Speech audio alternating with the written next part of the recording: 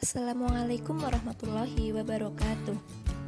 Di sini saya dari kelompok 6 akan membahas tentang materi prinsip-prinsip pengembangan sosial emosional.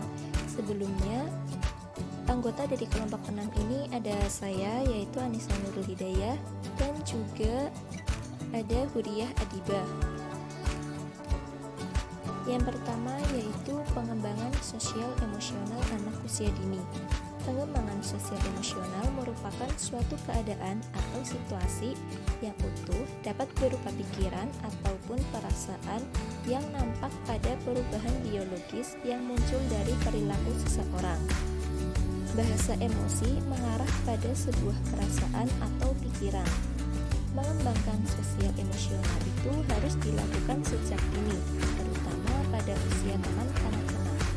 Hal ini disebabkan karena pada masa tersebut, anak mulai mengembangkan pergaulan dengan teman sebaya di lingkungan rumah atau di luar rumah. Selanjutnya di sini ada 5 cara yang dapat dilakukan guru untuk membantu proses pengembangan emosi anak, yaitu yang pertama ada kemampuan untuk mengenali emosi diri, yang kedua ada kemampuan untuk mengelola dan mengekspresikan emosi secara tepat, yang ketiga ada kemampuan untuk memotivasi diri, yang keempat ada kemampuan untuk memahami perasaan orang lain, dan yang kelima ada kemampuan untuk membina hubungan dengan orang lain. Sedangkan di sini ada upaya guru dalam pengembangan sosial. Karena sebelumnya itu kan upaya guru dalam pengembangan emosi. Sekarang upaya guru dalam pengembangan sosial anak adalah sebagai berikut. Yang pertama ada menimbulkan rasa aman pada anak dan menciptakan suasana yang baik di dalam kelas maupun di luar kelas. Yang kedua ada menciptakan perilaku positif di dalam dan di luar kelas, baik dalam tindakan, perkataan, atau perilaku lainnya. Yang ketiga ada memberikan kesempatan kepada anak untuk berani menyatakan pendapatnya. Dan yang terakhir yaitu menyediakan sarana prasarana yang mendukung program pembentukan perilaku sosial. Kemudian ada strategi pengembangan sosial emosional anak usia dini. Di sini ada 4 prinsip dalam pembelajaran anak usia dini yang sekaligus dapat dijadikan sebagai upaya pengembangan sosial emosional anak, yaitu yang pertama ada berangkat dari yang dibawa anak. Yang kedua, aktivitas belajar harus menantang pemahaman anak dari waktu ke waktu.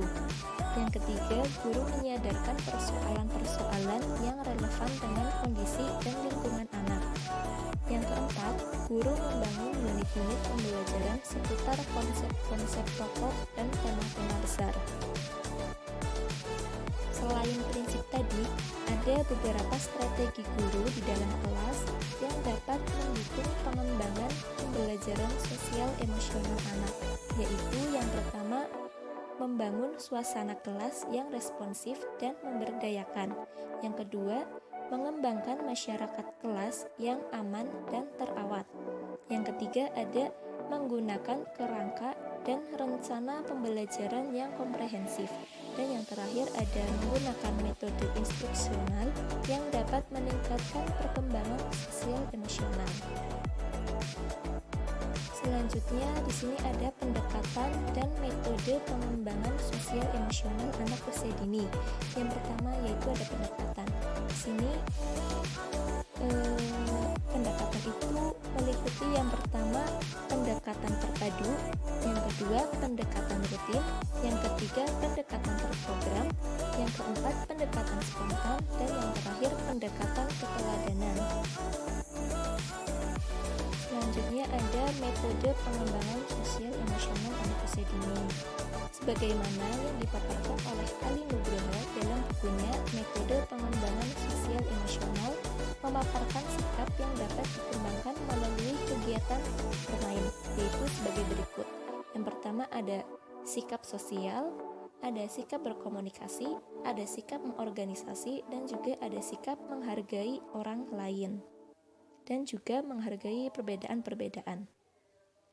Sekian, terima kasih dari kelompok 6. Apabila banyak kekurangan, kami mohon maaf. Assalamualaikum warahmatullahi wabarakatuh.